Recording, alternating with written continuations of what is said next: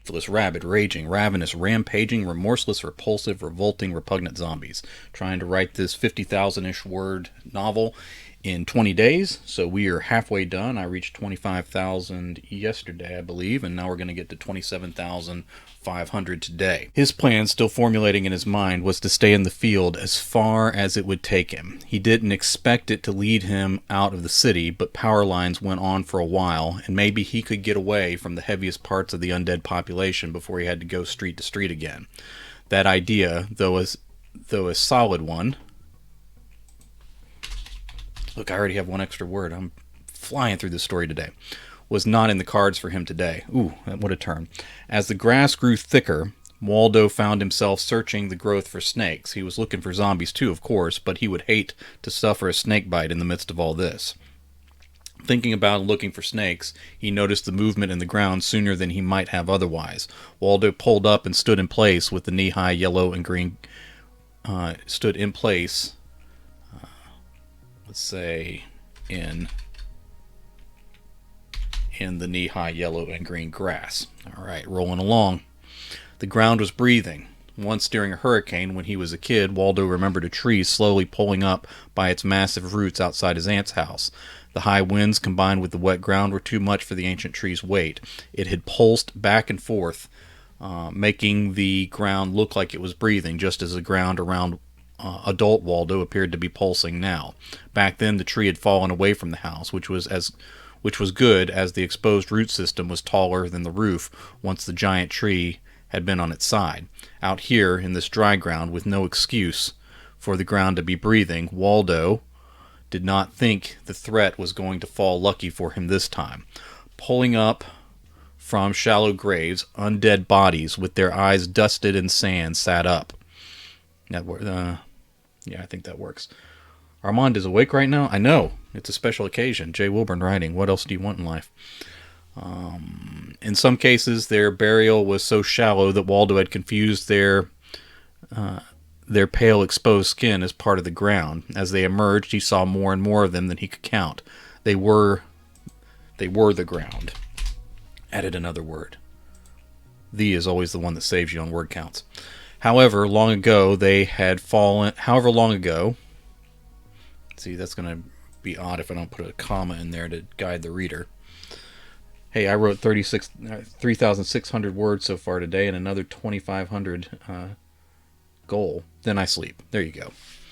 All right. However long ago they had fallen or laid down here, the grasses and wind-carried dirt had covered them in wait for Waldo and this day. Let's say they opened their mouths to growl and moan their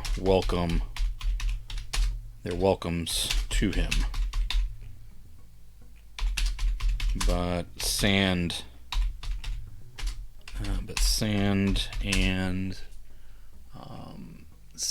pebbles? I don't know. Why would there be pebbles in their mouth? Who knows? This is a zombie story. Book two is nearly done. Another couple of big days on it, and then I can fully concentrate on book 3. I still don't understand how you do that. I mean, I've written books back to back before. Like I wrote a trilogy, one right after the other, got them all edited, and then put them out all at once or whatever. But I wasn't writing book 3 while I was writing book 2. That would drive me crazy. I'm not saying it's a bad idea, but I don't think I could handle it. This will never happen again, he said, not knowing what was about to happen again. They opened their mouths to growl and moan their welcomes to him, but sand and pebbles tumbled out of their packed throats instead. All right, that works. Waldo did his best to weave between them. They shifted around as he bumped them, but they hadn't cleared their eyes of debris enough to see him yet. Of course, they must have known he was here, or why did they rise? All right, I need a question mark there. That's how you handle grammar. All right, he thought he had gotten away and could keep going, but the ground ahead went from breathing to ripping. The scene unfolded I already said ahead just a moment ago. Yep. So let me say before. Oh no, I'm losing a word. All these for nothing. All right. The scene unfolded before him, hill after hill, making... Now see, you change one thing, now you gotta change everything. Making him miss the streets a little more. There we go. Rolling right along, the ground ahead was moister, such a strange word. Richer black soil covered the shapes of bodies as they found, as, let's say, revealed to be. Moister. Still a strange word, but that helps it a little, I think. Richer black soil covered the shapes of bodies as they fought from the earth back into the air again. Excuse me, I'm sorry. Muddy chunks. Let's say clumps. I think that'd be better for this case. Clump sounds like a wetter word. Muddy clumps fell out of their teeth as they opened their jaws and gave rattling growls to announce their returns. Grass roots dug into their marbled skin. Let's say marbled and pitted. No, let's say pockmarked.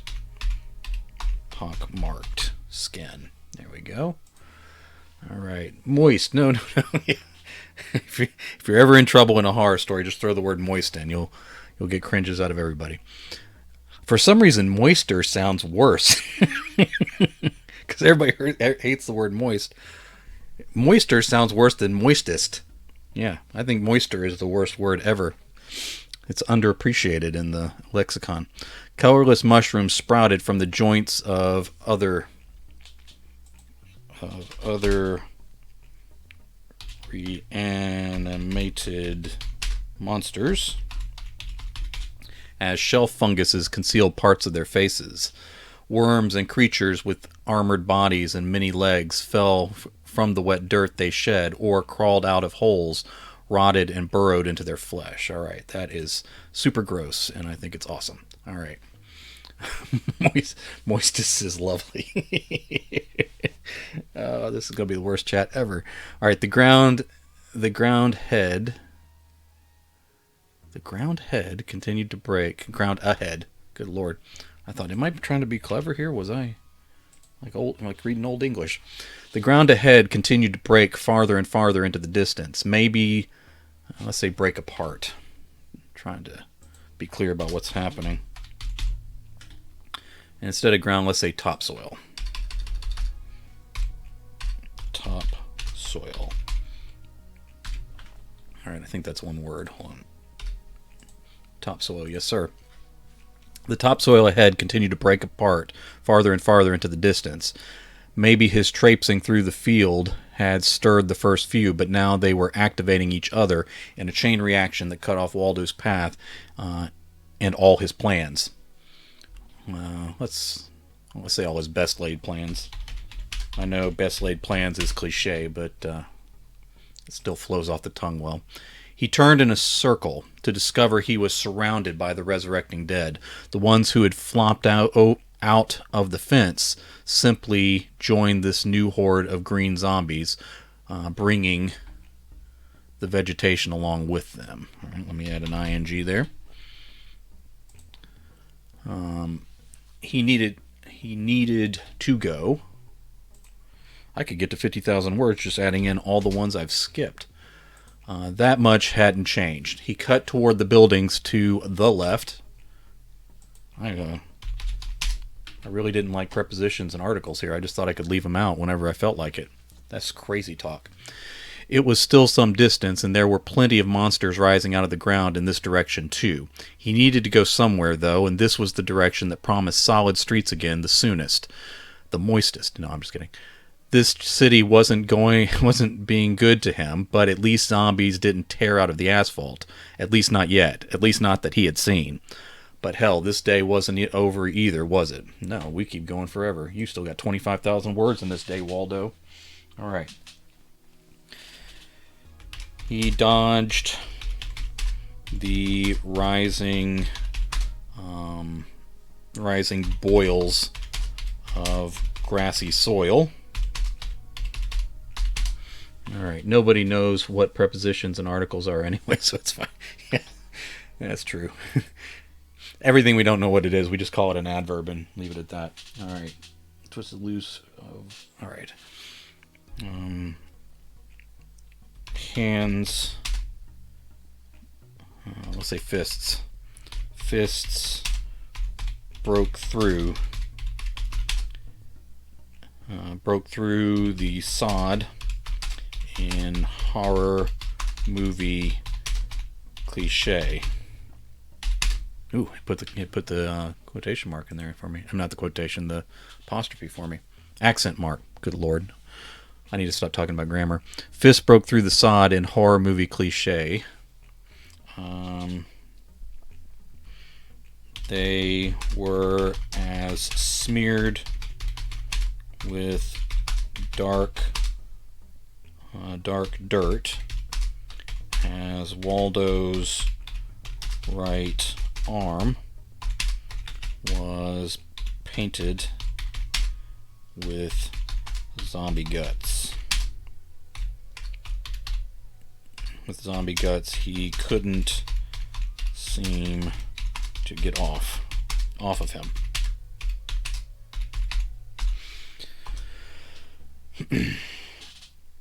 He thought he had a clear path for just a moment.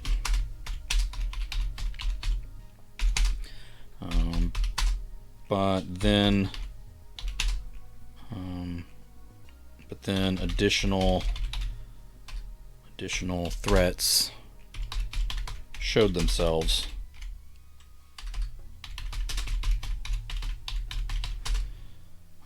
As they twisted loose from patches of brambles on one side and thorny vines on the other. Waldo detoured around those.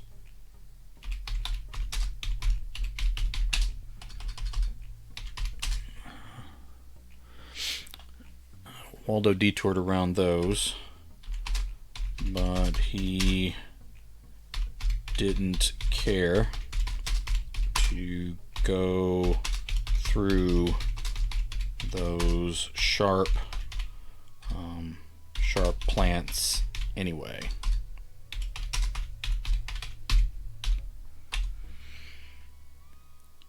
He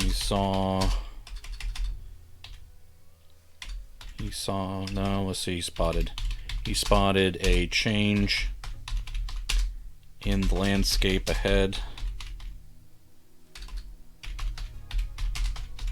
He spotted a change in the landscape ahead and dared to hope again. At least a little. Alright, let's see what this change in the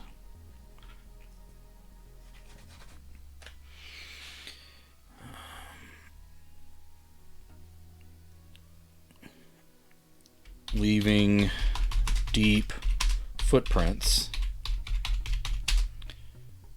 in the last stretch of rocky, sandy soil,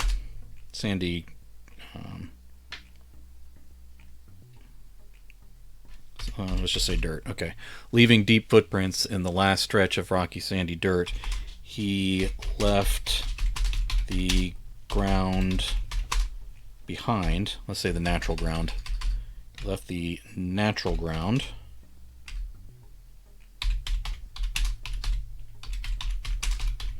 behind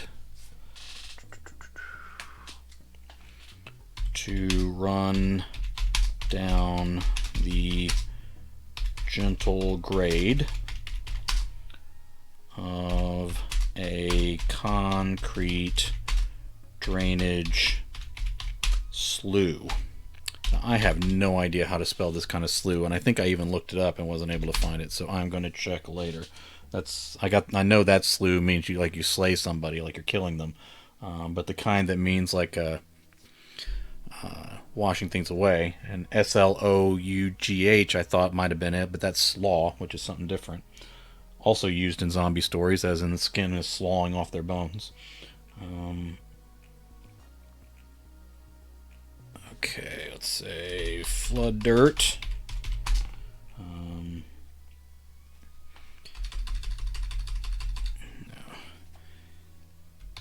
He scraped his boots through all manner of debris that had washed along this neglected drainage. What do you call it? Drainage plane? I don't think that's right.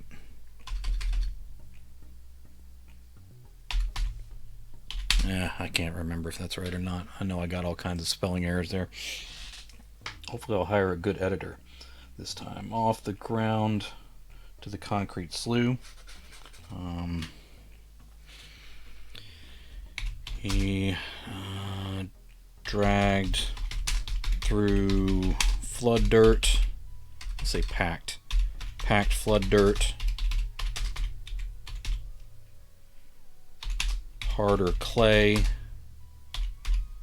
Let's say and harder clay. Sorry, I know I'm getting into the weeds here when it comes to sentence structure here. He dragged through packed flood dirt and harder clay deposits as he kicked up slivers of bone,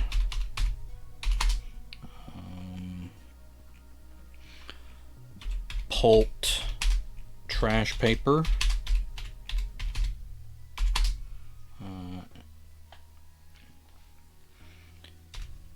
as he kicked up slivers. Okay, I'm going to put another and there. And pulped paper.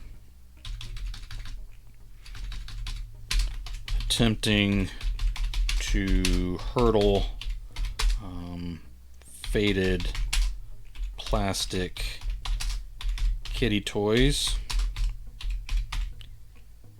He kicked those away and apart. Okay. I need to do a new sentence here. I've gotten a lot of he's though. Okay, I got 3 paragraphs that start with he. Let's change one of these to Waldo. I'll change this one to Waldo, but I still don't want to use another he. Okay. So he kicked those away and apart. Waldo. Well, see, now I got the Waldos all together. Sorry. I know this is minutia, but it does change the flow of a story. Alright, so we'll do... Oh, shoot. We'll do he here. And we'll change this middle one to Waldo. Waldo, and I'm sure I got Waldo down here again.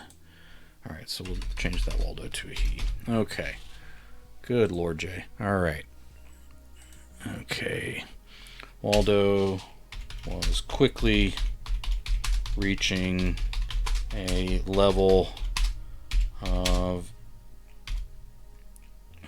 expended energy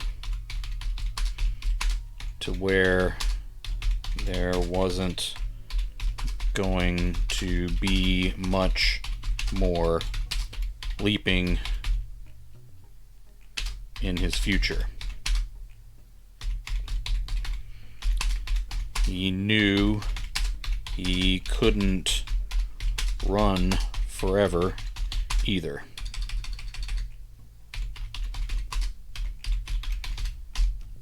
Now, one thing I know is that Waldo is going to run as much as I need him to, but if I keep mentioning that he can't run forever, then people won't notice that I'm making him run forever. Very tricky, Jay. Very tricky indeed. Alright.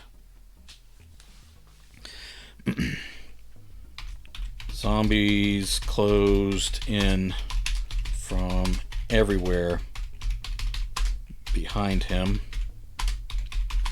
out of the ground and the weedy trash foliage of this power line corridor.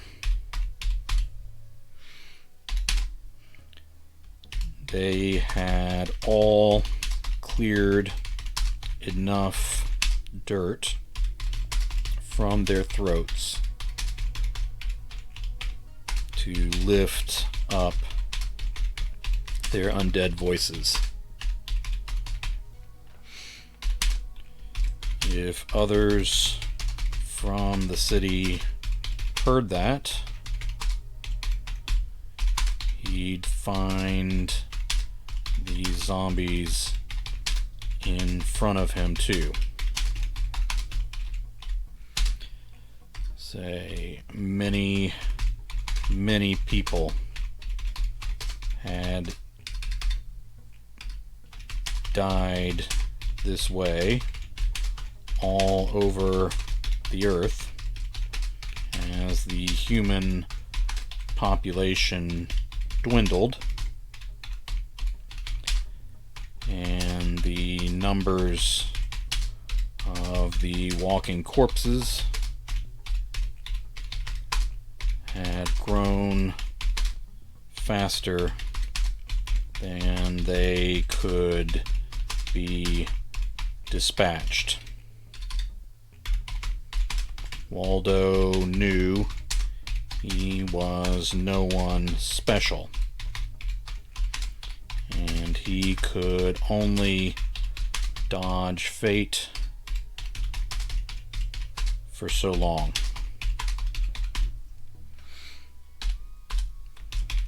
They didn't tire out, and they didn't give up. So he better start figuring out how to be smarter.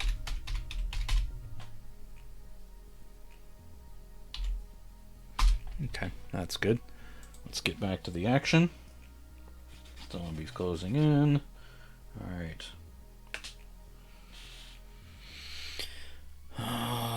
The concrete patches continued on, but gnarly weeds and opportunistic weeds, no, opportunistic growth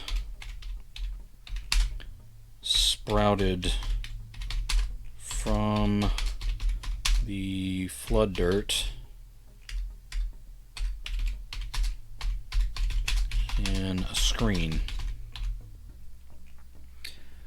Mr. Frank, thank you. Oh, 3 stars from Mr. Frank. Am I doing that well? I didn't think I was performing at that level. Thank you for being here, buddy. Growth sprouted from the flood dirt in a screen. He plowed through, knowing whatever was on the other side would have to be faced, because he couldn't take on or avoid all the ones that had risen up behind him. Okay. Of course he can't. He's only a human. He's a fake human I made up, but he's still only human. The thorns he had hoped to avoid tore at his clothes and skin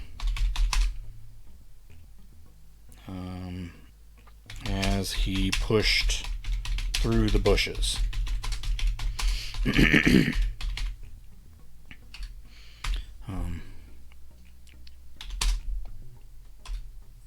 Alright, Mr. Frank's up also. This is like a holiday.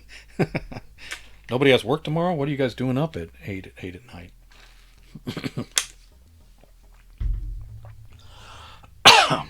Frank probably has a gymnastics meet or something. I'm sure he's up for something important. Alright.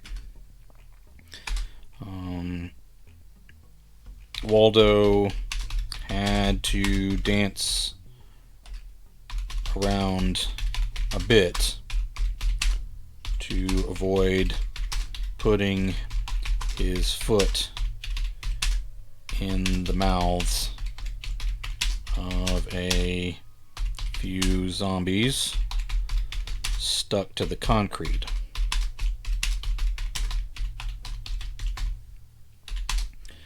They waved their hands and grabbed at him without freeing themselves from the muck. Without freeing themselves from the muck. They would get there given enough time, he was sure. But Waldo didn't wait around.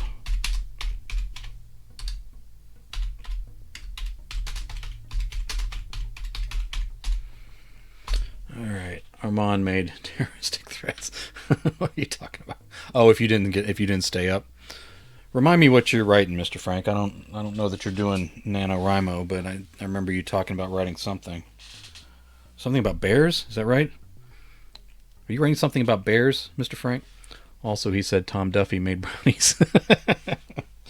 That's on Tom, I guess. There's always virtual brownies, I guess. There's always virtual brownies. They're just not as tasty, I guess.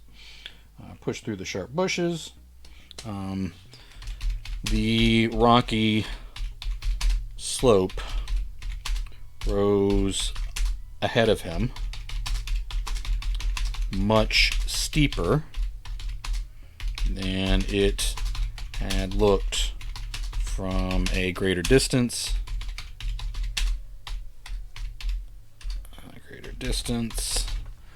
Alright, exploding bears, that's right. That sounds like the greatest idea ever. Okay. I told the boys they needed to jump on, only Frank did it so far. I haven't had brownies since MondoCon. Oh my goodness. Why, have you been sick? MondoCon brownies. Sacrilegious. Alright. The rocky slope rose ahead of him, much steeper than it looked from a greater distance. Back when he had no intention of climbing this damn thing back into the streets that belonged to the undead. The growing wave of walking cadavers. I never spell cadavers right the first time. Most people don't spend their lives having to spell cadavers. Even and Mondo oatmeal cookies. Even more sinister. I love oatmeal cookies. They always get a bad rap from so many people, but I love them. And I love the raisins in them too. Alright, the growing wave of walking cadavers behind him continued their chorus of moans to declare that the whole world belonged to them now.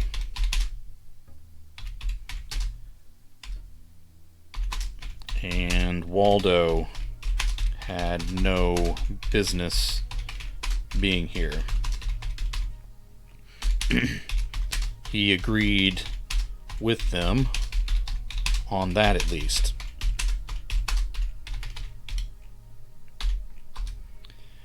As he started to climb,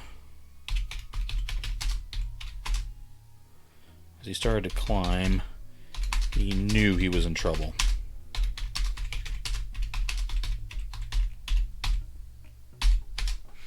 Alright, MondoCon oat milk cookies are for people working toward closing so they get some more M&Ms. Only closers get oat milk cookies. Poor Chuck, he probably didn't get to eat any cookies then. I wouldn't dare take any M&Ms from Armand Rosamilia. That's sacrilege. Zing! There you go. As he started to climb, he knew he was in trouble. All right. The large, sharp, how do you describe it? I don't want to say rocks. The large sharp, I'm going to say rocks. Large sharp rocks broken off bigger pieces of granite. Let's say gray granite. The large sharp rocks broken off bigger pieces of gray granite and transported here by the city in quieter times before the dead ruled, were meant to stop erosion along this steep slope behind the buildings above.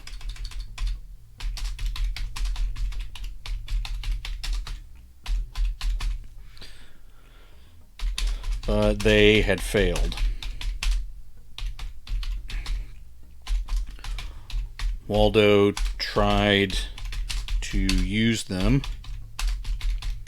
for handholds. Let's say hand and foot holds.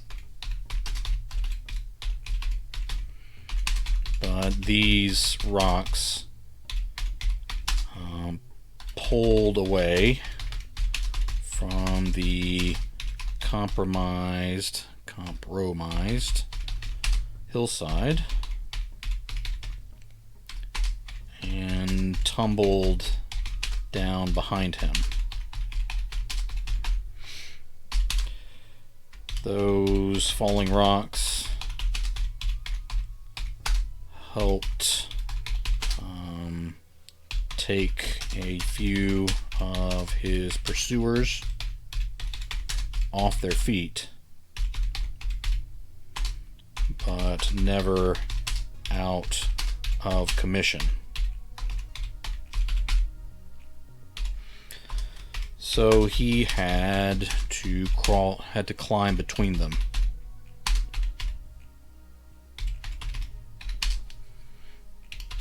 He had to climb between them to make any upward progress. Deep ruts in the hillside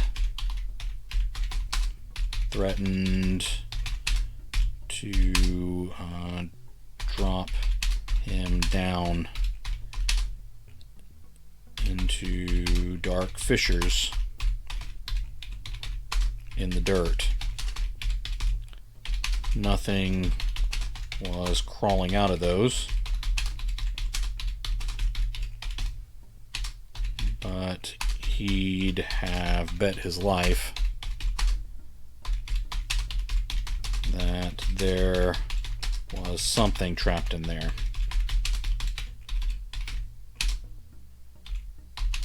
Trapped in those. If not yet, then he would end his days down in one of those washouts if he allowed himself to fall.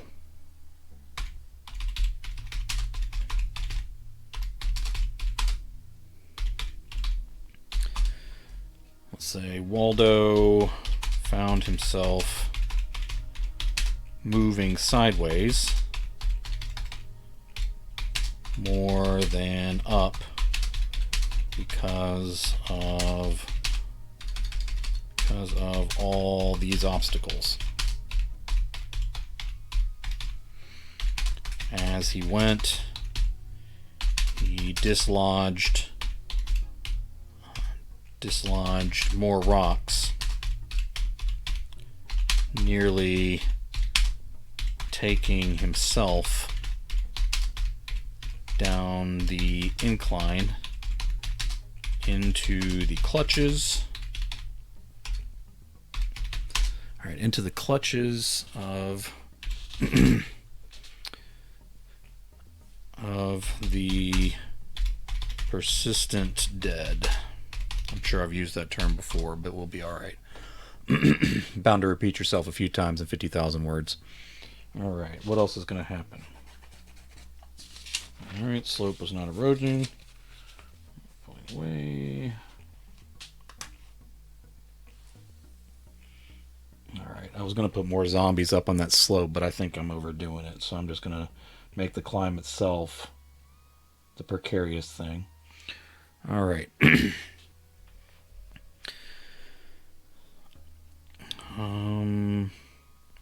From the unmonitored washout in this steep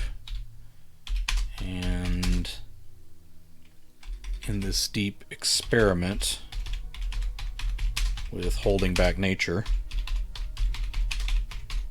Let's say mindless nature. Mindless nature.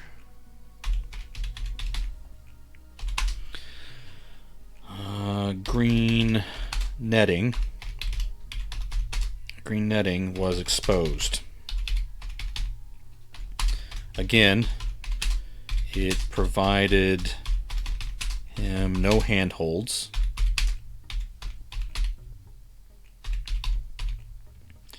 As it crumbled under his fingers anytime he touched it.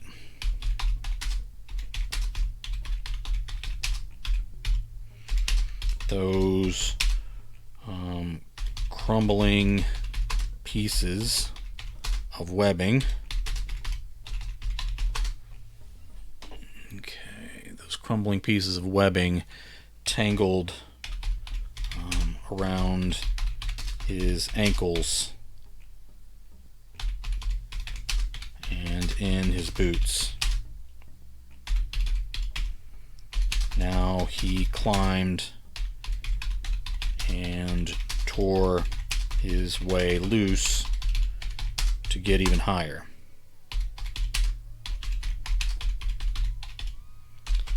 He kept expecting new hands, let's say new dead hands, to break from the hillside each time he disturbed the soil.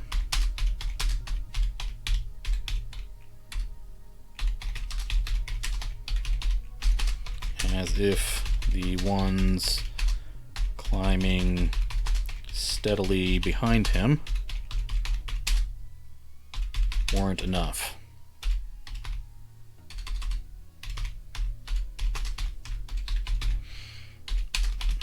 No zombies busted loose from here.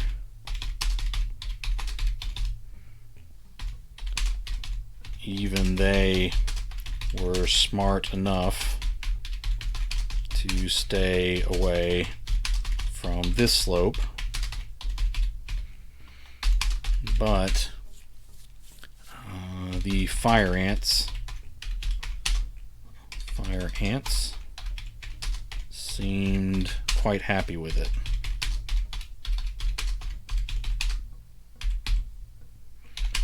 until Waldo arrived.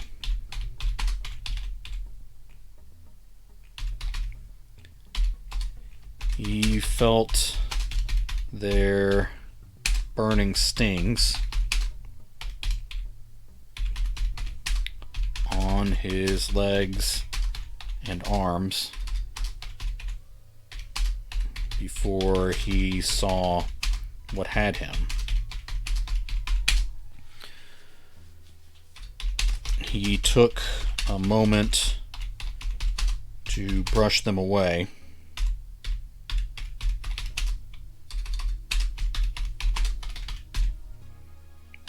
but some were under his clothing,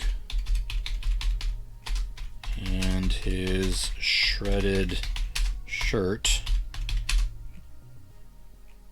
gave them access to his sides and back, which they bit into liberally.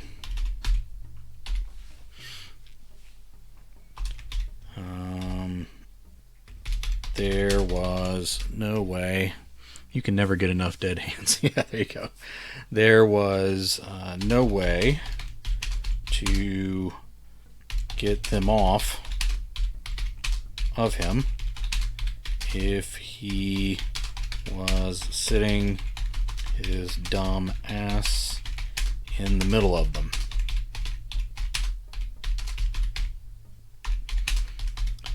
The upside of all this was that he climbed the final stretch of the slope faster than the previous sections.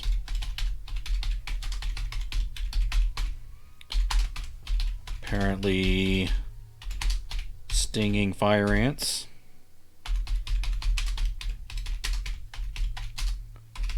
were a bigger motivator than the threat of being ripped apart and eaten by undead monsters. He supposed he didn't want to be eaten by ants and zombies both. Either way, he got to the top. Okay, let's say chain link fence, stretched the entire length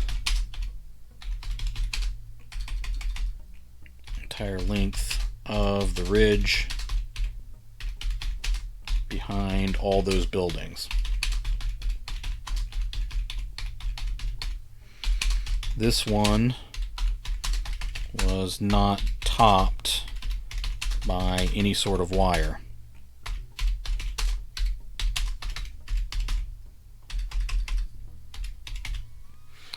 This one was not topped by any sort of wire.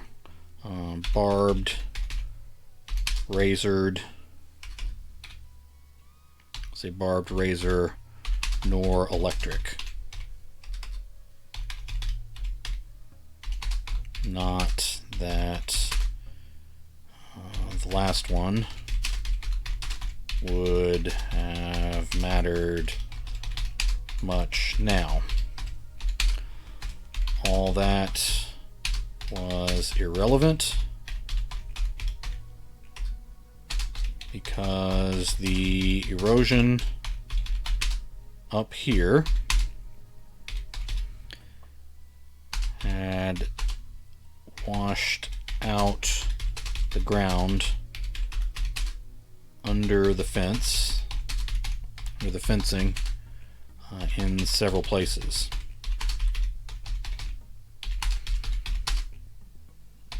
The stuff, let's say the chain link. Alright, the chain link was curled up into itself.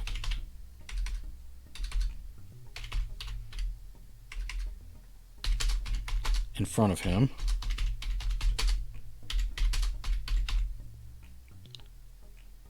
So that he could duck under it without even really having to crawl. So he did that. All right, very good. Next. Okay.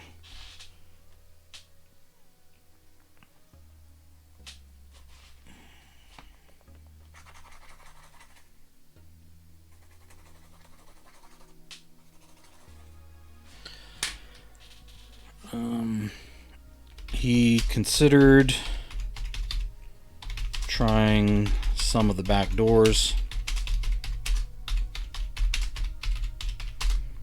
or slipping through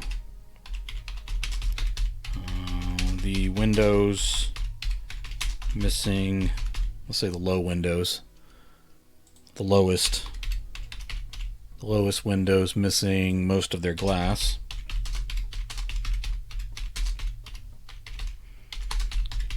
That would leave him to discover what might be hiding in the dark.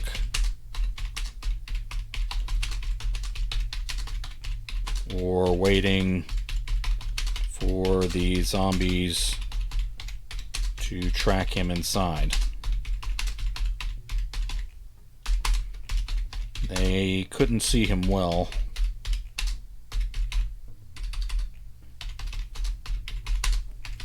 From down there.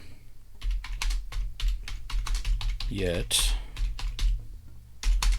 But you can never get enough dead hands. Okay, that's right. They couldn't see him well from down there, but once they had the scent of a living human, they were uncanny at tracking you down. All right.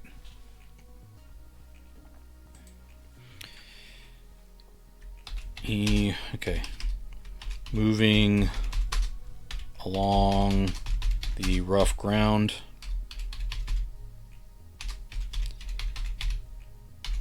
He climbed up onto the rough edge of the concrete end of an alley between buildings.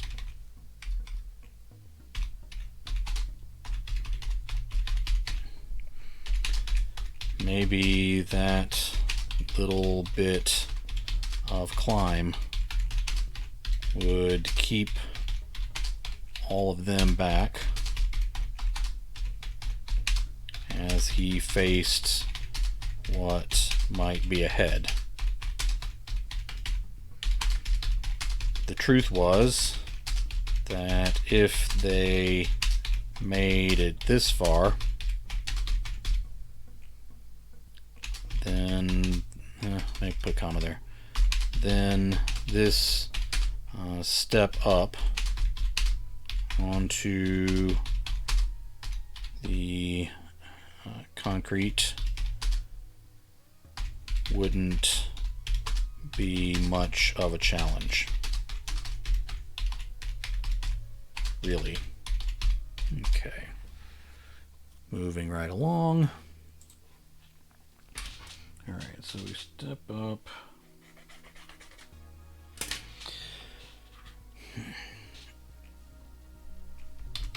There didn't appear to be any resistance. Alright. Resistance in this alley as he jogged forward. Nothing past the mouth of the alley ahead as he approached. Maybe, just maybe, he might catch a break. Okay. A scraping noise made him look over. Let's say a scraping noise drew his attention over his shoulder, where nothing had caught up yet with him yet. He looked up for something. He looked up for something coming from above. He looked for something coming from above, but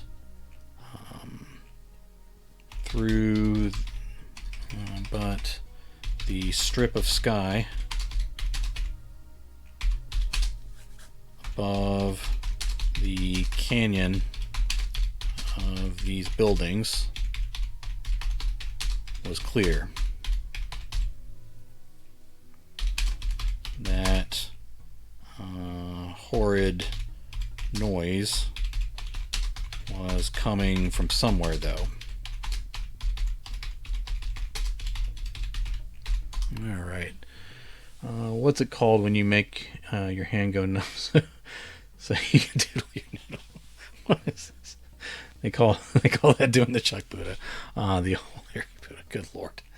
Oh, good Lord. I'd like to apologize for everybody else on the stream for the gentleman, the stranger. And I know all these people. They're my friends, so I cannot disown them. All right. Was it machinery? I'm back in the story. I'm not referring to what you guys are talking about. I'm talking about pasta. Talking about practice. All right. Was it machinery? The ground was shaking. The ground shook. The ground shook now to go with that rising noise that seemed to promise trouble and destruction. Okay.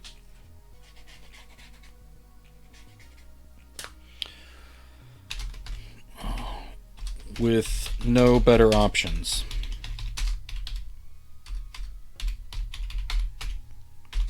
he stepped out into the street and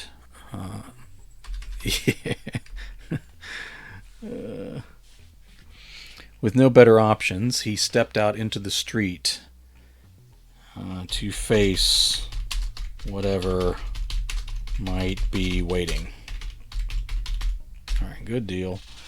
Alright, let's have him face something. It was pretty clear to the left. And see, now we're going somewhere. I'm talking about pasta. Not the grains. Not the grains, the pasta. We're talking about pasta. Good stuff. Mr. Frank, you're on fire. You need to save some of that magic for the exploding bears. With no better options, he stepped out in the street to face whatever might be waiting. It was pretty clear to the left, which might be a hint that it's not clear to the right. All right. He sighed and felt the weight of all that tension in his muscles and bones. He hurt in more places than he could name, but the burning spots of fiery stings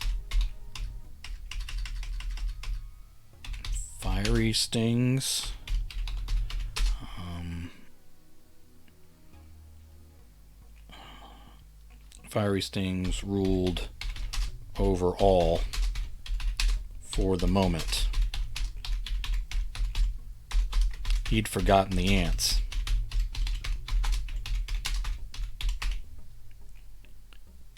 He started swatting at his clothing, but didn't see any of them now. Alright. That damn screeching noise was going to split his head. Then he looked to the right and forgot all about fire ants. Alright, what's he going to see to the right? Let's see. Thank goodness I have notes. Alright. A Goliath of metal filled most of the road and barreled toward him in the street. Okay.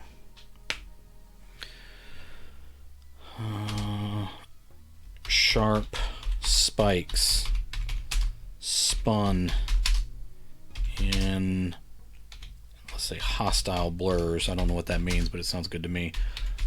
In hostile blurs from the wheels of this massive vehicle. Okay.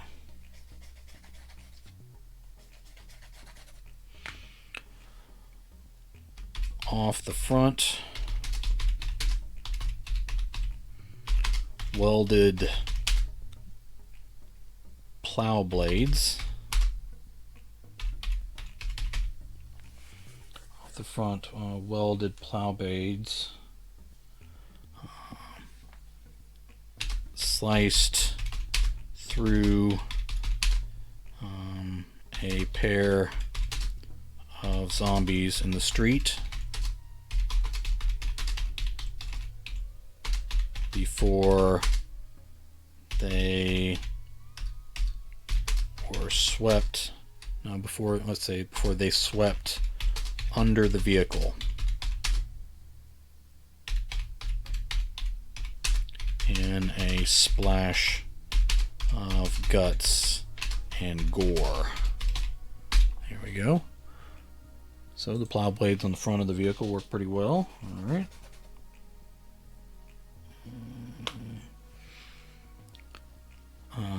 Another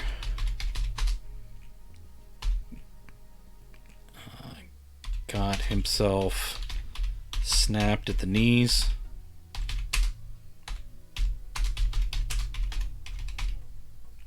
Folded in half and crushed under one of those spiky wheels. Alright, we'll do a new paragraph even though I'm still talking about the machine. Alright, a couple zombies are pushed aside.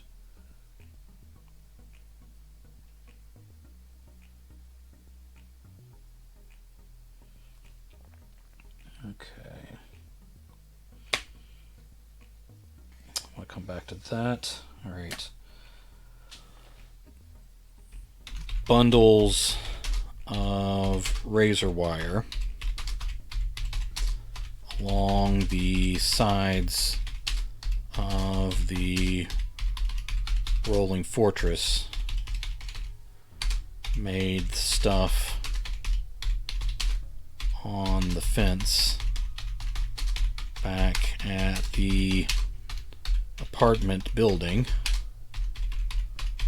look like polite decoration. Not only did these bundles of wire have bits of dried meat stuck in them. Welcome to the machine. Not only did these bundles of wire have bits of dried meat stuck in their razors. Ooh, let's say meat and hair. Meat and hair stuck in their razors. There were entire body parts woven in,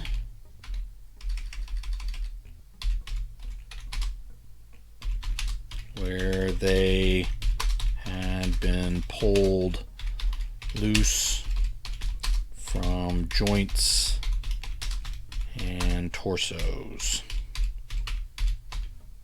Alright, good stuff. Good stuff. We got the razor wire done. The scraping noise. The scraping noise. Alright, I'm eventually going to spell scraping correctly. It is one of my new goals in life, so I'll check that off the list. The scraping noise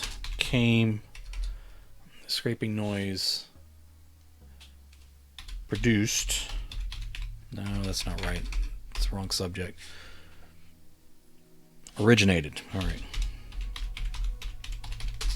That's how I find words now. I stare off into space until they appear in my brain. The scraping noise originated from two long blades, as sharp as swords, but as long as crane arms. I don't know. As long as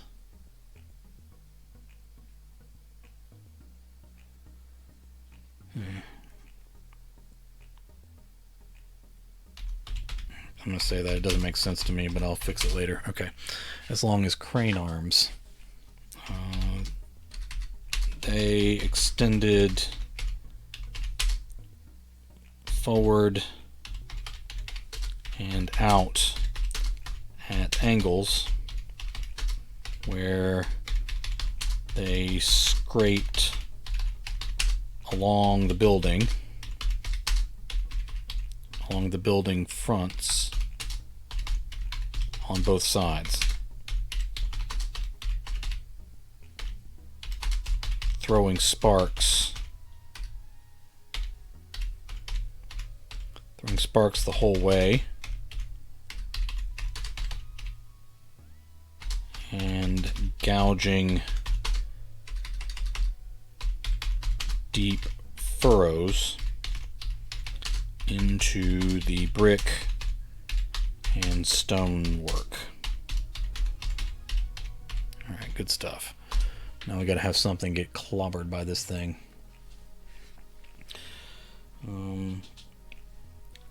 Sticking out from the front, both sides, sparks off the bricks. Okay.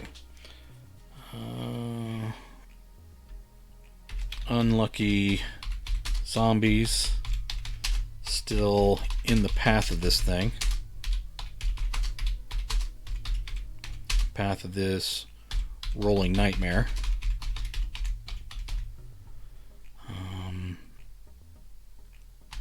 were cut in two, with both halves sweeping under the works of the roll of the deadly Leviathan. Alright, that looks good. I'm actually going to pull that up to the previous paragraph. Alright. Moving right along. We got that.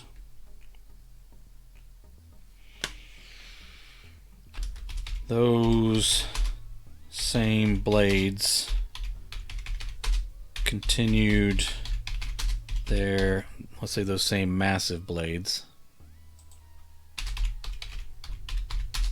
Those same massive blades continued their path of destruction without discernment as they sheared off posts, split open mailboxes,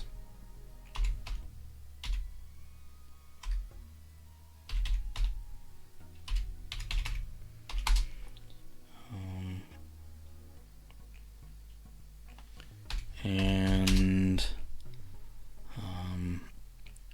eviscerated debris almost as easy as they had dispatched the undead.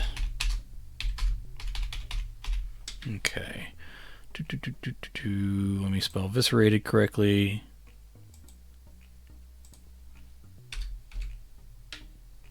Okay, and put a period at the end of undead. There we go.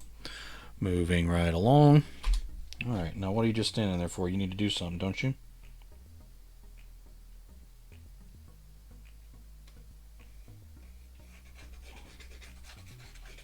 Okay.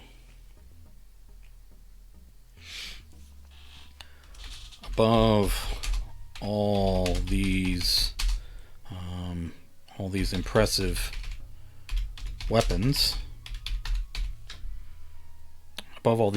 weapons,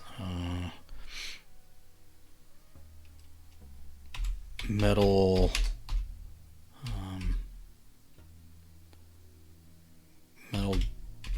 grill work in a weaved pattern of holes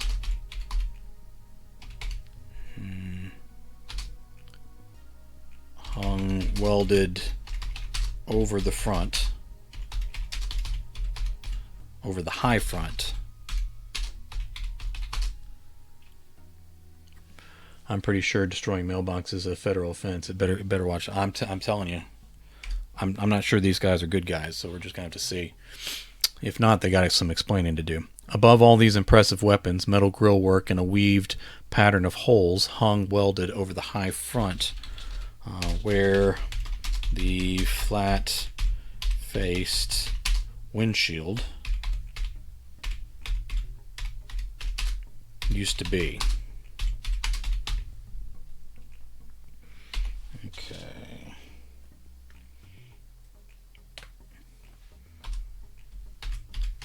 Did this thing used to be a fire truck? I might have him say that out loud. Did this thing used to be a fire truck? Waldo didn't realize he had spoken aloud, and I hit the caps lock. Waldo didn't realize he'd spoken aloud, and he couldn't hear himself anyway through the din of noise crashing toward him. And yet he still just stands here. All right, you can get his. I'm earning J-Coin over here. It's ridiculous. you can get his face emoji. You can. Those coins aren't worthless. You can get my face. All right. Did this thing used to be a fire truck? Well, yes, of course it was, Waldo. That was my whole point in having you say that. You are sneaking an exposition to the audience. All right. Behind that grill work,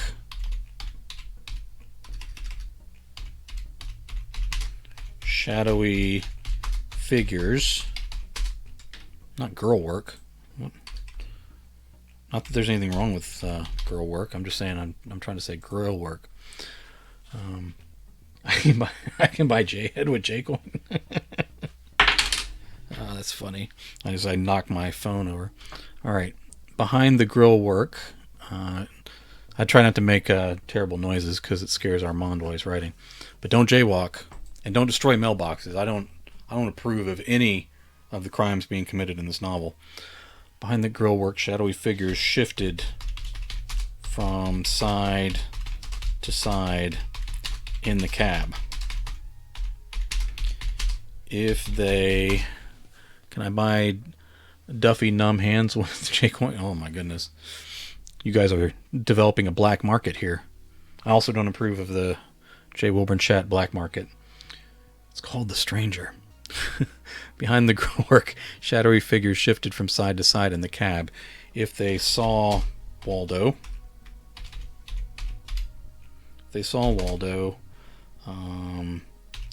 differentiated, that's a fancy word for a zombie novel, differentiated him from the zombies, or cared, either way, they were not showing it nor slowing down their approach.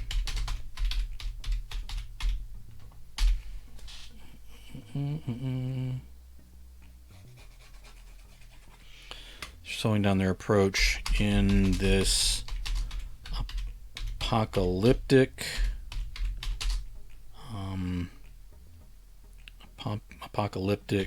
converted fire truck. Okay. All right, cruising right along. I had the Billy Joel song all wrong. Oh, man. Frank is terrible. Frank Edler is a terrible man.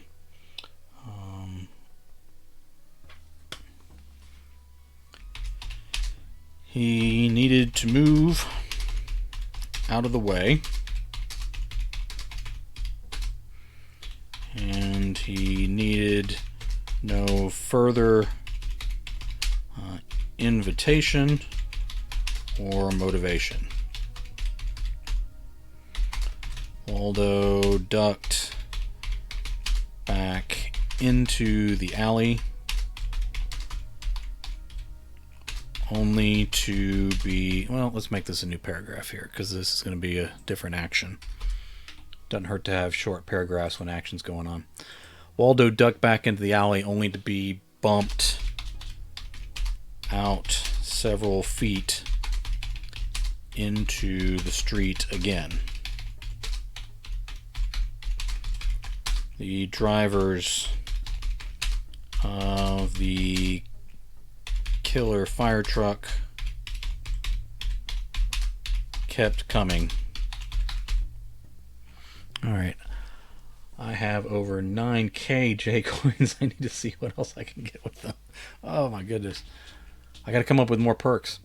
You know, there's all sorts of things on Twitch where, like, you can have people put things down where, like, if they use their J-Coins, they can make you take a drink of water or make you do jumping jacks or all that kind of stuff. I'm not doing that, but I may come up with some more stuff if you guys are collecting J-Coins and you want them to be worth it. So I'll give it some thought. If you have some suggestions that are PG or under, feel free to share those in the chat. So I'm assuming Mr. Frank will have no suggestions. None of his thoughts are PG, and normally that's good in writing, but you got to be careful about him in polite company. All right, Waldo ducked back into an alley only to be bumped out several feet into the street again. The drivers of the killer fire truck kept coming. He whirled around. You heard it here first. The narrator has just accepted my offer to produce an audio version of Catcoin. Oh, wow, man. I love Catcoin. I don't know if like you're half joking there or not, but I guess that message just came in while you were talking about that. Mr. Frank's stuff, Frank Edler, for anyone else watching, is it's legit. He writes some weird fiction and humorous fiction. I don't know if he still classifies his stuff as bizarro, but kind of weird and funny. And Catcoin is a great one because it kind of sends up cryptocurrency, and basically the unit of currency is a cat, which started with this like kind of rundown, anthropomorphic, sort of drunk and badly behaved cat that everybody keeps passing around for its inferred value. And so it's an interesting book, and I think it's one of his bests. I hope he's proud of it. I assume if he's getting an audiobook made out of it, he is. But it's one I enjoyed, and I actually put it on recommendation lists a few times. So feel free to check out Catcoin by Frank Edler if you're looking for something crazy and you don't mind someone making fun of cryptocurrency. Making fun of it very well, very artfully. All right, Waldo ducked back into the alley, only to be bumped out several feet. I've already read that 100 times. The drivers of the killer fire truck kept coming. He whirled about to see dirt-caked corpses spilling out into the street with him. Some still hadn't cleared their eyes.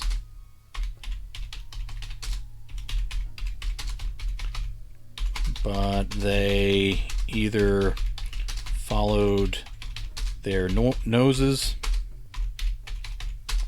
or the others as they stalked after Waldo in the street,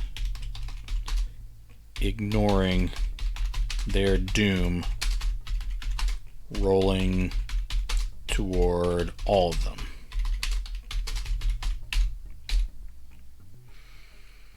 All right. Tom Duffy highlighted my message. Frank is awesome. There you go. See, you can highlight messages. Of course, that becomes more valuable once I become super famous and I got thousands of people commenting on here, and then you can highlight your message all the time. So I don't really have to offer better stuff. I just got to get more people on here. But I can come up with better stuff. All right. But they either followed their noses or the others as they stalked after Waldo in the street, ignoring their doom rolling toward all of them. He ran wide around the flow of foot traffic. Okay, foot traffic needs to be 2 words, which is fine because I need a word count. He ran wide around the flow of foot traffic that was about to get splattered in a spectacular way.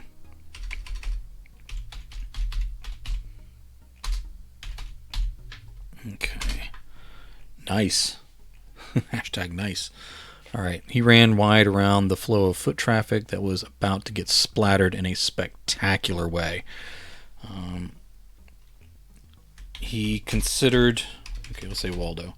Waldo considered for a moment running to the next alley over, or to the end of the street, but the machine was about to plow through them. Okay. Running for a rectangular opening in the closest building. All right.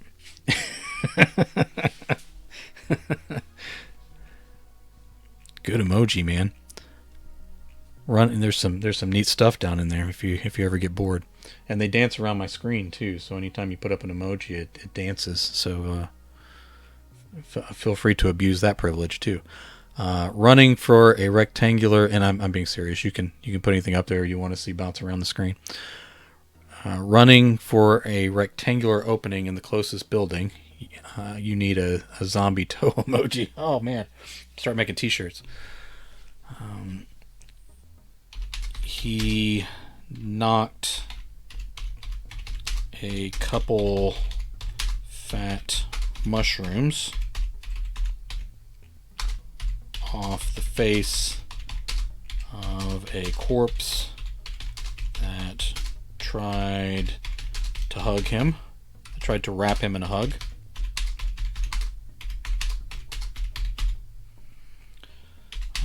Say no time to calculate. He dove head first. PG Duffy, PG. He no time to calculate. He dove head first through the opening that probably had once been a window.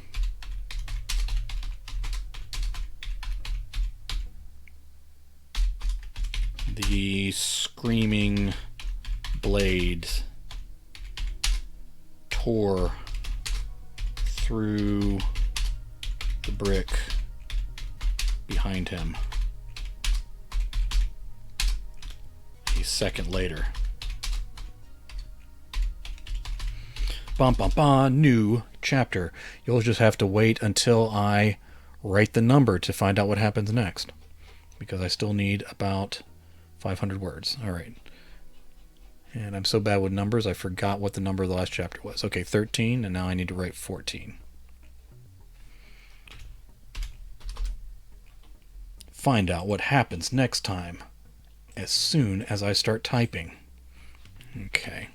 That's not much of a cliffhanger. This is more of a binge watch, I guess, if you get to watch the next episode right away. Alright, couldn't duck back into the alley, back to the street, no time, dive through the brick. Bump, bump, bump. Alright. He expected to land on broken glass. He was so sure of it that as he came down hard on the piles of broken brick inside, he thought he was cut.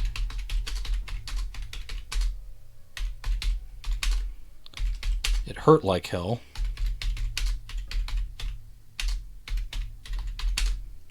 But no glass. He was... Okay, let me do a new paragraph here.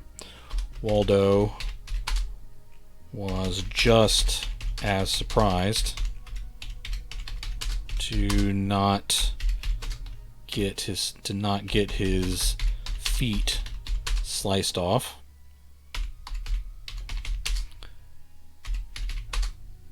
as he passed through the window with no time to spare.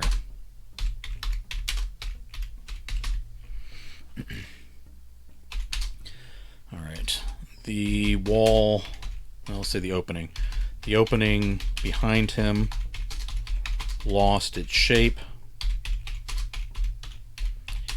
and broke open wider, say much wider, as the forward blade, see what side would we be on? Forward blade on the driver's side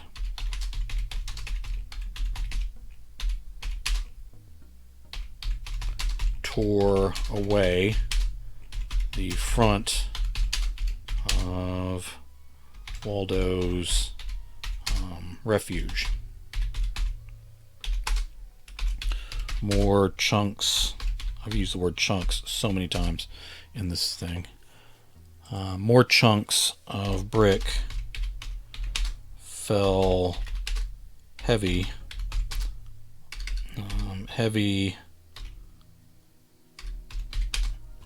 on his back and legs. More than the pain of it, he scrambled to get out from under them for fear of getting trapped.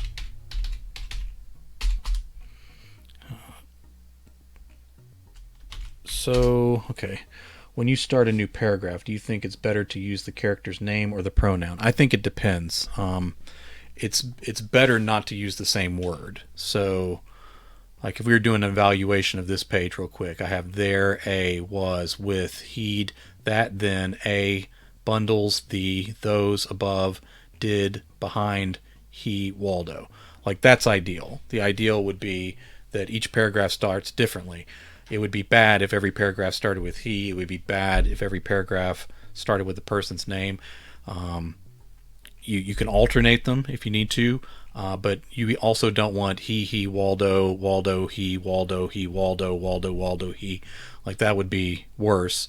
So sometimes like simply changing the structure of the sentence, like where you have the dependent clause come first, like out of nowhere, comma, or before he could think about what to do next, comma, and then the sentence you'd write anyway.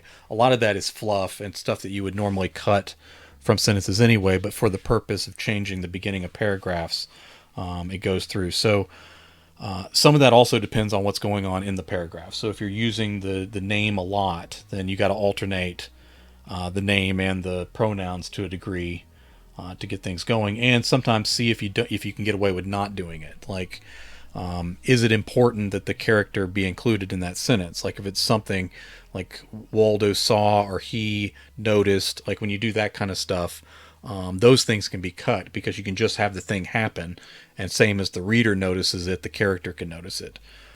So my thing on paragraphs is make them different. You don't want the same beginning word for several paragraphs in a row, even if the paragraphs are long enough to where you don't notice that anymore.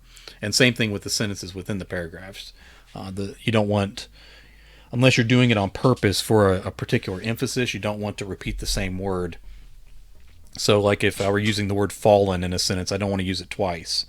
Probably I don't want to use it immediately in the next sentence unless it's just the best choice for that particular sentence. So I don't know if that answers your question, but the only time you really need to vary it is when again the part of this is I have one character in here, so that makes it pretty easy. But the time that you need to be careful of pronouns is when you have multiple characters, and then it gets confusing. So if a paragraph is about one character and you use the name to be sure you know who you're talking about, and then you use he, when you get to the next paragraph, if you're moving to another character, it's very important to establish who that character is. So the use of pronouns and names is significant for clarity. And the more characters you have in the story, the more conscious you need to be that the reader's going to have more trouble keeping them straight in their mind than you are. So make sure that you use the names and pronouns for the purpose of clarity, for the purpose of variation, I guess. Guy who shares the same name as the guy you always have to look for. use dude, bro, or sister. All right. More than the pain of it, he scrambled to get out from under them for fear of get out from under all of that for fear of getting trapped.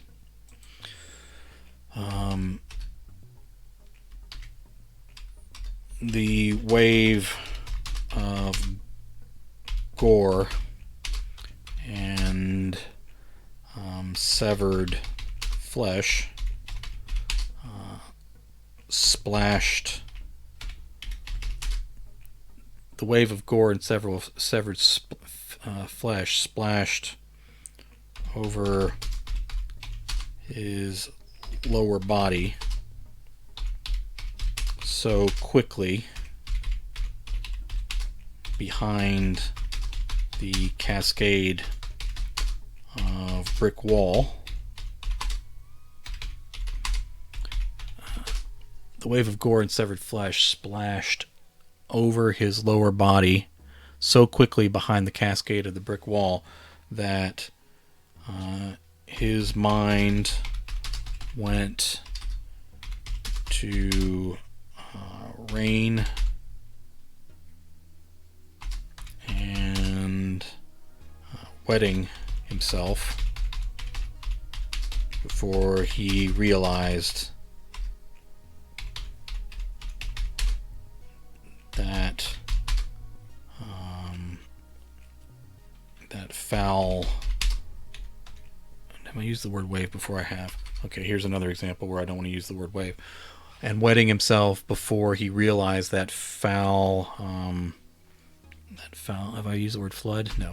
That foul flood was the remains of the horde that had. That's the wrong kind of horde.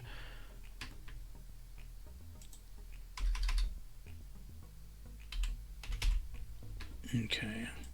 The remains of that horde that had entered this narrow street at the worst possible time.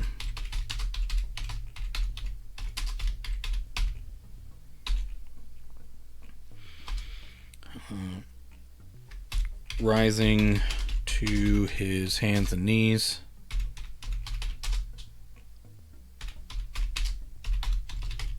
on the painful brick pieces, he looked up in time to see shelves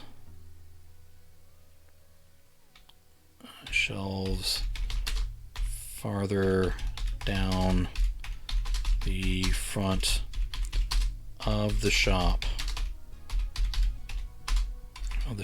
come flying away from the buckling walls. I guess it's one wall because I'll say the front wall, the buckling front wall. All right. It's been real fun. It's been fun. I'm off to read some Bradbury before heading to bed. Till we meet again. Thank you, sir. I really do appreciate you being here. It really does mean a lot to me, and that's legit. Oh, and congratulations on landing your narrator. I think Catcoin's going to make a great audiobook. And Tom tells Frank to have a great night as well. We all love Frank, don't we? I mean, how can you not like Frank? I'm sure there's people in the world who don't. I mean, I'm sure if we asked, like if we did a survey, people would come up with all sorts of reasons not to like Frank Edler. That wouldn't surprise me at all, but I will say that I find nothing to dislike about him. Of course, my memory is very poor, so who knows? Maybe I'm just forgetting the unlikable stuff. But if you're going to forget, that's what you need to forget. So what I'm saying is Frank is a great guy, and everyone I know likes him. Okay. Rising to his hands and knees on the painful brick pieces, he looked up in time to see shelved... See shelved? No, that's not what happened. To see shelves farther down the front of the shop come flying away from the buckling front wall.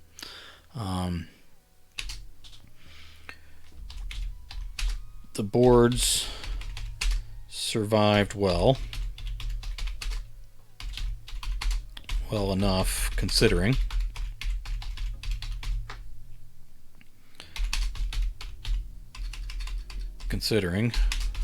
That was good construction.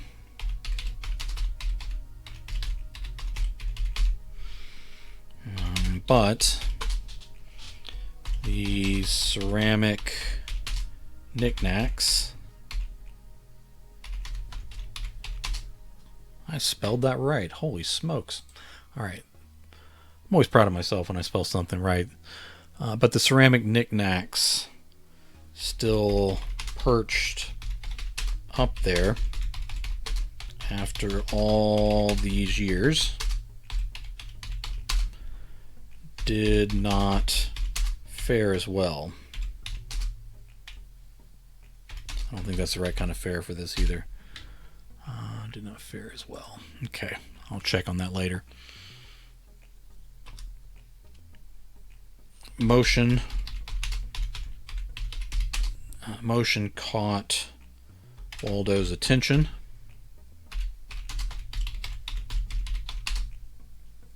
Deeper in the store. As the stink of everything that had spilled over him filled his nostrils. Let's say sinuses. That's deeper. Filled his sinuses.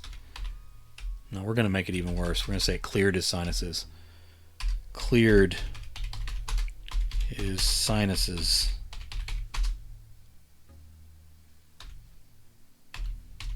And motion caught Waldo's attention deeper in the store as the stink of everything that had spilled over him cleared his sinuses and turned his nearly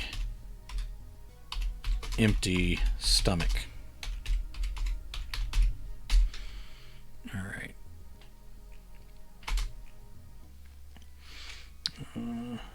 Yeah, that's what it would take to clear my sinuses. Well, when you have sinus trouble, is there anything more reliable than the putrid guts of eviscerated zombies splashed through an open window from a killer fire truck? All right. Undead patrons near the quiet register. Let's make it dark register, and around the central counter, turned to view the action and the single living human rising from it all.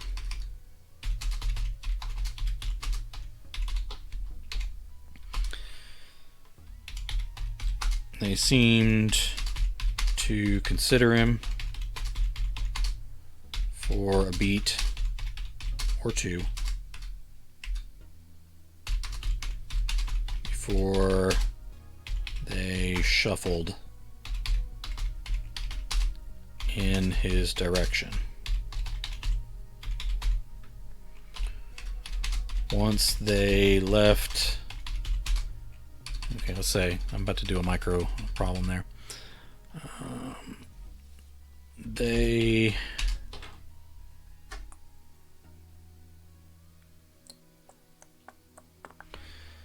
would run into trouble as they left the smooth, polished concrete floors for the spills of brick.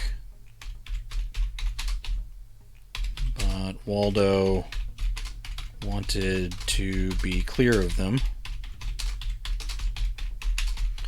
before that happened.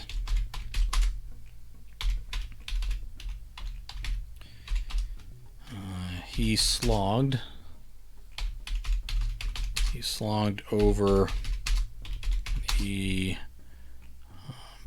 bigger piles of debris toward several large openings where the wall used to be.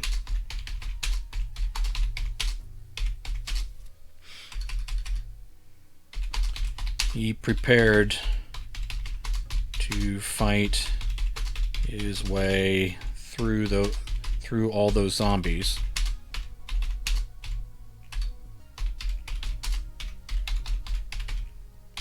But he stepped out into the roadway all alone for the moment.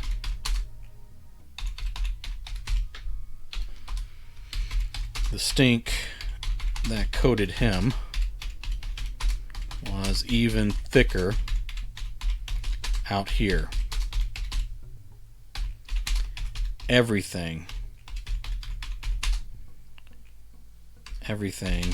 surface was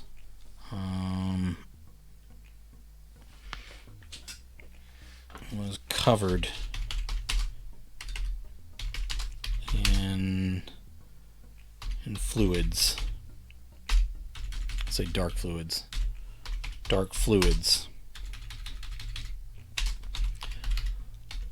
Blood that ranged from crimson to ebony had sprayed up the walls to the second story. Larger I don't want to say chunks anymore. Larger globs of flesh stuck to the walls, even higher than that.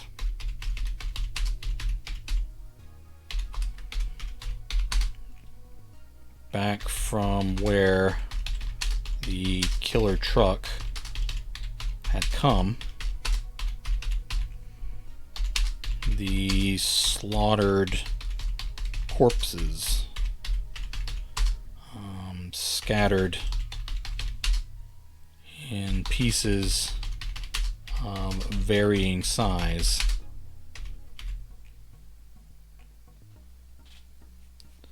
Oh, my wife just tapped on the window and scared the crap out of me.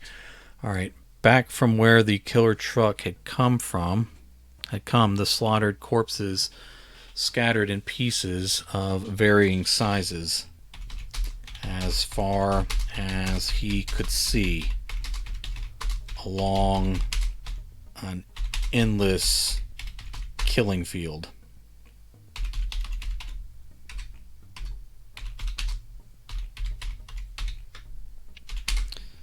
Through all that mess,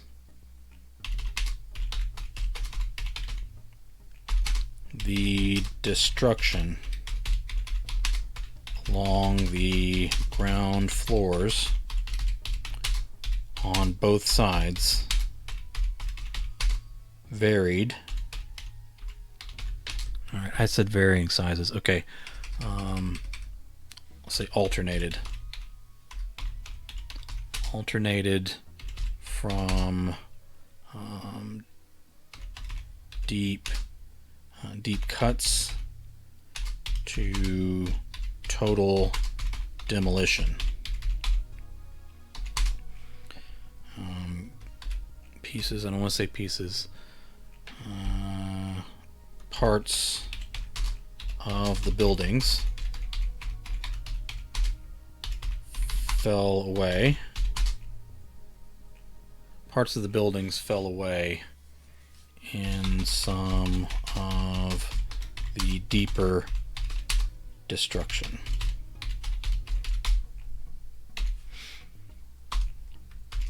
From the alley where Waldo had come. I don't want to keep. Yeah, I'm gonna have to keep this same paragraph or same chapter because it's very short right now. From the alley where Waldo had come, more zombies. No, I always say more. Zombies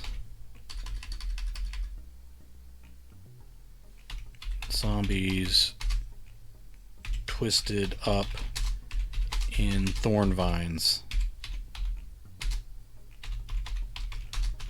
and covered in grass, rooted to their flesh,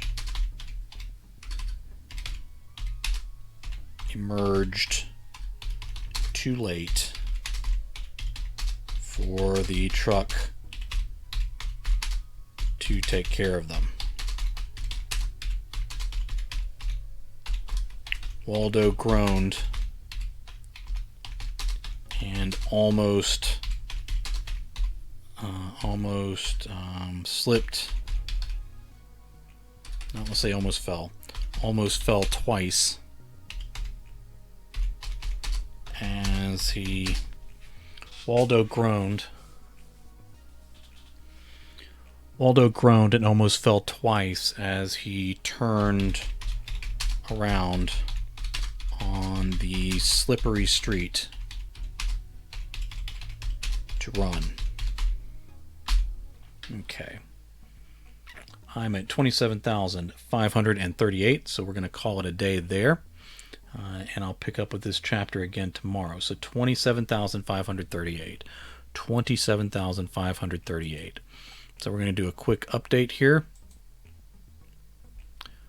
27,538. Just up at 4 in the morning for me. Oh, man. Welcome.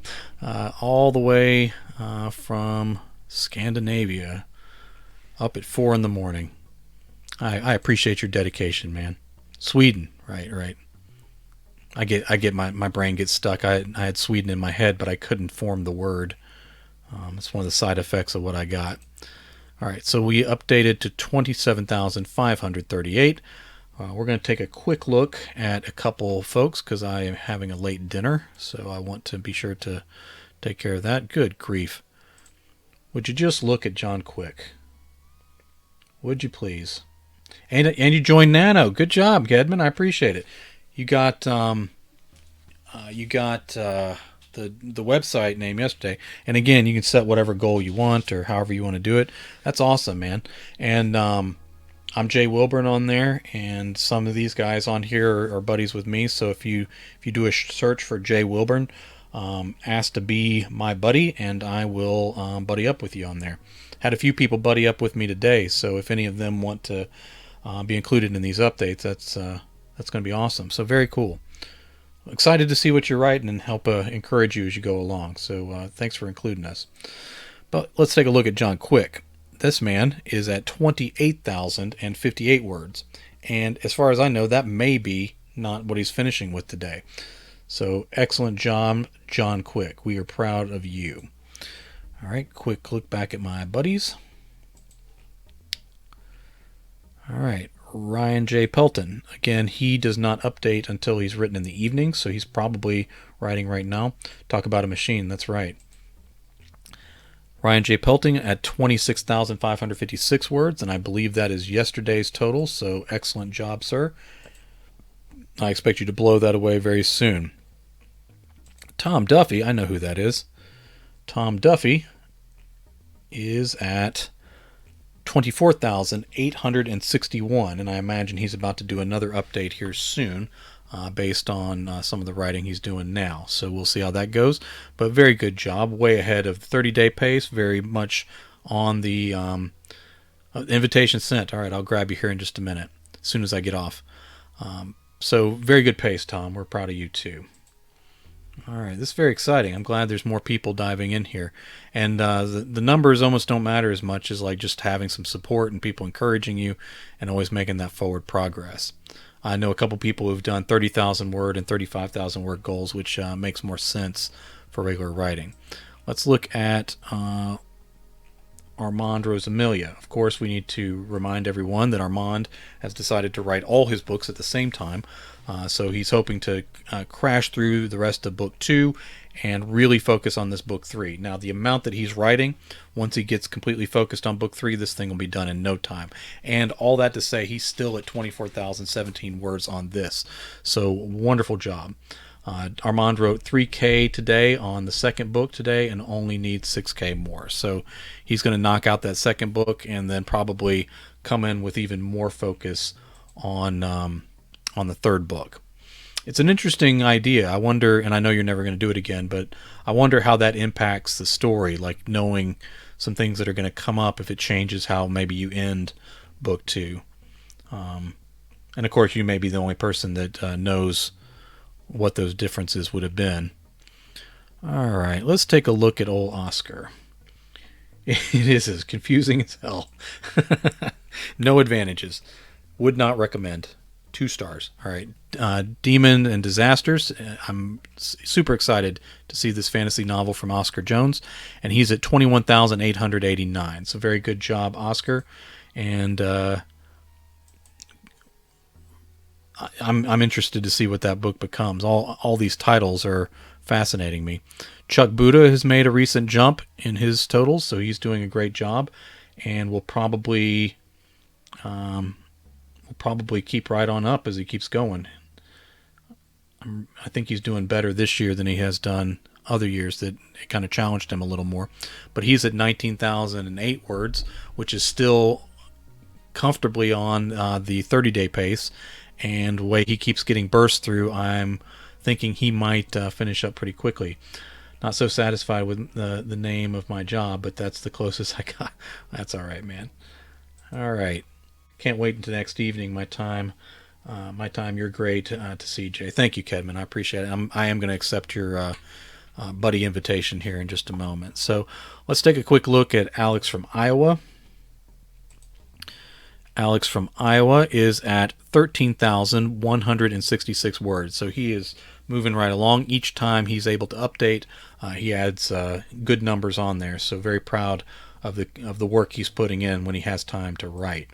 Tom Duffy, that Sunday marathon session burned me out, so I didn't hit many words the last few days, but picked up the pace again, definitely breaking the halfway mark tonight. That is an issue, and I think it's an issue that NaNoWriMo may actually contribute to. That idea that when you do a big catch-up, when you're fighting through all those words to hit like a really steep goal, especially if you feel like you're behind the entire time you're doing it, you hit that big number, and then you're burned out. Like you almost need like a day or two to take a breath. Kedman's going to start working 3 hours, man. That's I appreciate you spending some time here with us at a wee hour for yourself. But those steep marathon sessions really do take something out of you, and they even if you get plenty of rest, they kind of take something out of you creatively as well. Armand and I and several others used to do these 24-hour marathons, and we didn't actually stay up 24 hours, but the idea was write as many words as you could in one day. And so you just, anytime you're not doing anything else, you stop and you write. And I got some ridiculous number one time. It was 20-something thousand words. I'd have to look it up again in one day. But that's all I did that day, and I was burned out. And we would do those marathon sessions. Those were great. I hit 15,000 words one time. I don't know if they're great because what tended to happen was we did those big sessions, and then most of us would admit that we hardly wrote anything for 3 or 4 days after them. So if you divided what we got over 3 or 4 days, technically if we had just written steadily for the entire week, we probably would have gotten close to or more than what we did in a marathon. So it's tough especially if you're hitting a big goal when you have to do a marathon.